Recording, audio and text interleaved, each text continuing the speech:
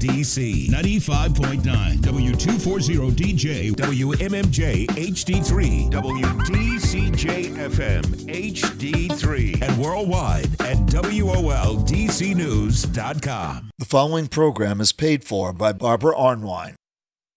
The topics, views, and opinions expressed on the air and via All Igniting Change with Barbara Arnwine, platforms by host Barbara Arnwine Esquire, guests, and supporters are their own and are independent of any organization, entity.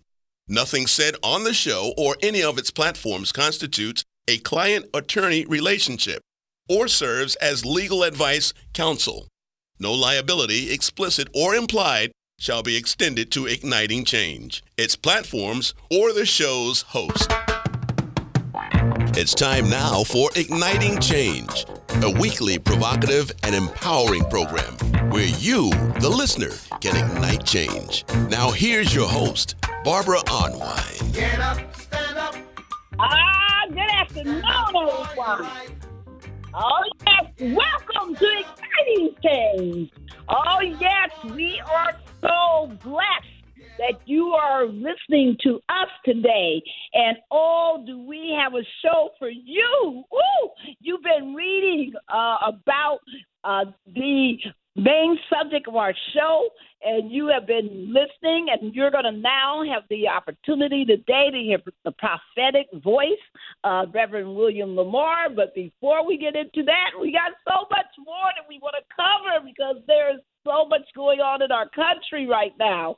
Listen, I am so happy to welcome one of the most amazing attorneys in this country, one of the never stop fighting for justice, one of the racial justice warriors. You know I'm talking about the head of the board of the Lawyers Committee, none other than Attorney Daryl D. Jones. Hey, Daryl. Hey, Barbara, it must be Tuesday, it must be noon Eastern Standard Time, because we're talking about igniting change. And I tell you, the Transformative Justice Coalition's board that I had, you know, it is such an exciting board. It is such an exciting organization. But I tell you what, Barbara, every day we seem to be going through changes, and things keep coming up across this country and the various communities. And we're so fortunate to have leaders like Reverend William Lamar IV, who's going to be joining us to talk about what the church can do. You know, we're not talking about sitting back and just letting them take shots and hit and body punches and everything else. No, we're talking about taking action. So it's always exciting to hear when we have churches like Metropolitan United Methodist Church in the District of Columbia that's taking action. They're not sitting back and letting the hate rule the day. They're like, no. Hate ain't going to rule this day.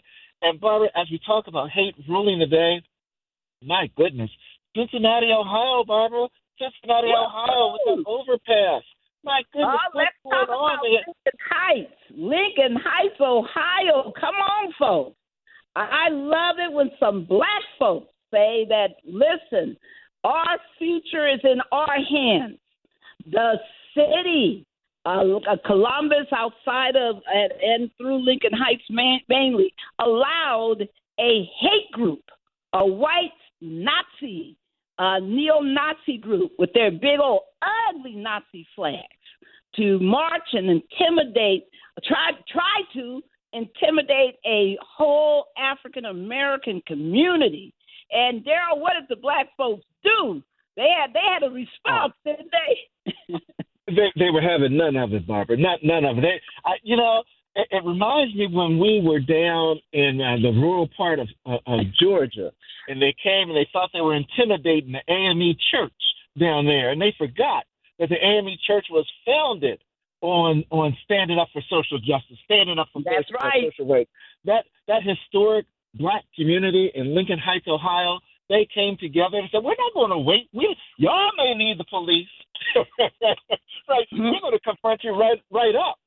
And that's what they did. They confronted them right up, Barbara. Oh, my God. I mean, they showed us what it talks about. You know, people are saying, oh, that was so bold. What happened at what happened during the halftime of the Super Bowl? Honey, yes, art is art, but honey, art can be political. But these people said, we're going to stand up right now, right where we are, and show you what black people look like. They came out there, Daryl, I saw some long rifles. I saw some, I don't know what that was. I saw some amazing weapons that those black folks were walking around the streets with, patrolling and protecting their own community. And did I not see some black women? Out there also in this protection. Whoa, and what they made it very clear with the police, if nobody starts nothing, ain't going to be nothing. But if you start something. Wait a minute. Go ahead. When that James Brown don't start none, won't be none. I won't be. I believe that was James Brown that said that. And that's when Lincoln Heights was saying, y'all don't start none, there won't be none. Right. And we're not, and just to be clear, we're not glorifying the weapons or anything like that the community came out with. But what we do believe is that the community has got to stand up and protect itself. It does have that right to stand up to say, I'm not afraid of you. I'm not going to tolerate that in my community. And that's what Lincoln Heights did. The brothers and the sisters both stood up and said, we are not going to tolerate this in our community. You're not going to frighten us like that. And it was interesting, Barbara, because the police didn't make arrests of the inciters in that Lincoln Heights, issue. But what they did do was they provided a way for the inciters to leave Lincoln Heights, and I thought that was very telling with regards to the actions that were taken. Yes, and I love when they had the community meeting. Sophomore Lester Parker from Princeton High School spoke at the meeting and called on everyone in the room to do more to address the hateful event and ensure it doesn't happen again. He addressed Sheriff Charmaine McGruffley directly, and he said, quote, step up, step up. Stop saying I'm looking for answers. Say I got answers. Woo, my goodness. Black folks not playing in Ohio. What did Lamar say the other day? Kendrick Lamar, he said, you pick the right time, but the wrong person. But this one, there's no right time to be exercising this kind of hate. They picked the wrong community. This community was like, we're not going to cower. We're not going to be afraid. You're not going to be out there, trying to intimidate us. We're not going for it. People, neo-Nazis, all of this hate that's being ramped up in the country because of all the evil and racial division that's being sown by our new federal administration, this we got to confront. We cannot sit back. We got to say, no to hate. We got to say no to the attempt to intimidate us. And on that regard, Daryl, out of Ohio again, more news, right? Let's talk about Springfield, Ohio.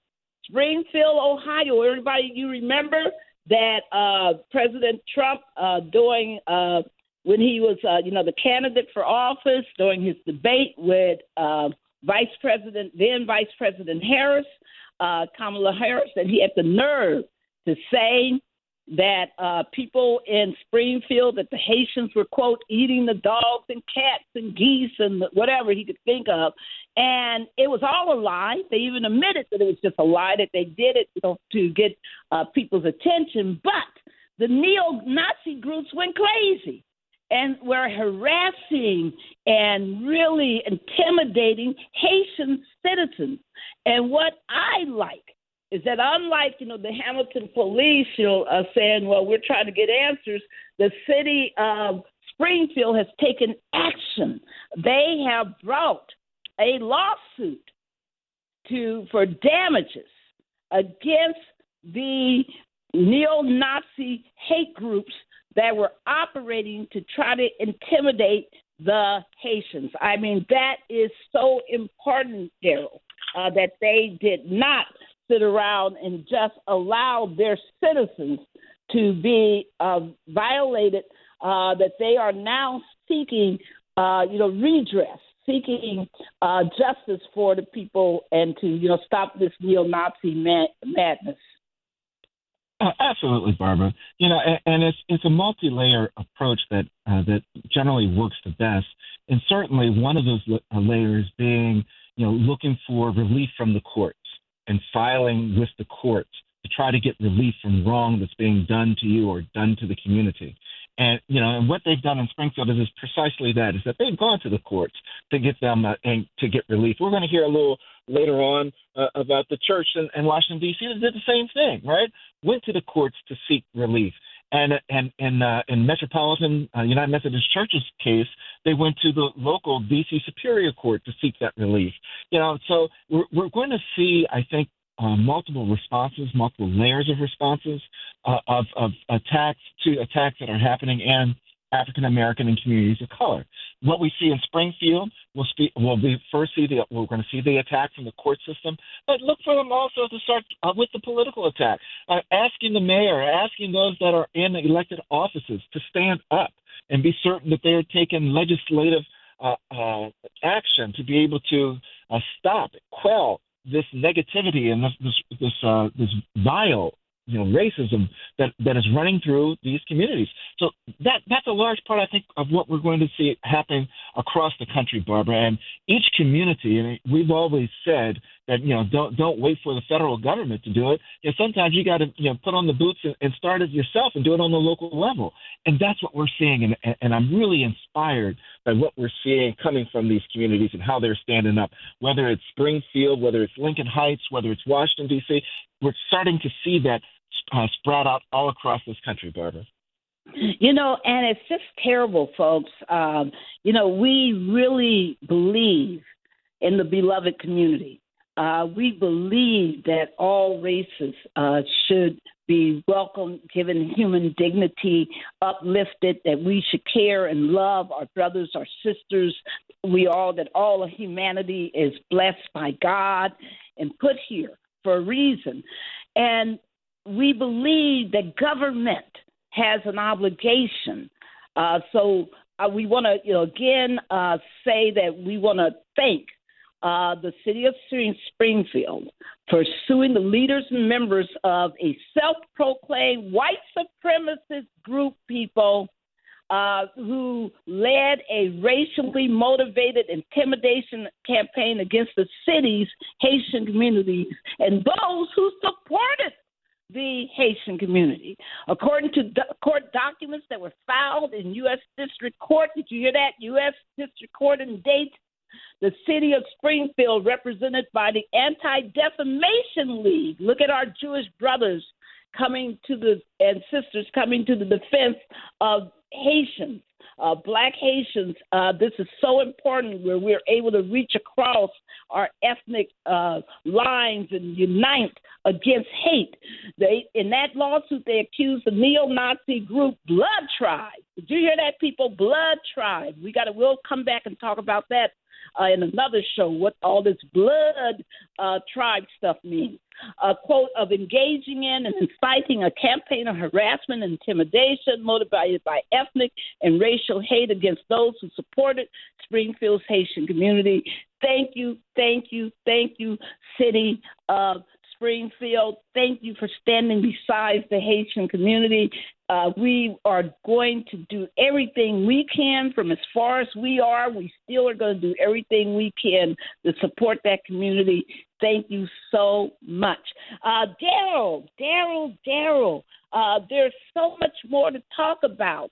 The banning of Black history, the military's misadventures, the renaming of Fort Liberty for Fort Bragg for that racist Confederate soldier.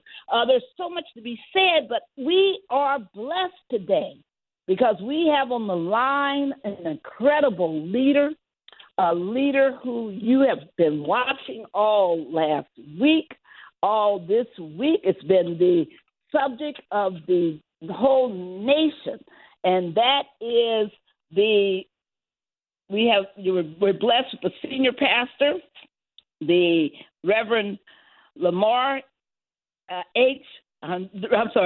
Reverend William H. Lamar IV, who has joined us today to talk about what their church did. Because their church, I'm telling you, there's nothing like a church that's really inspirited, where you can see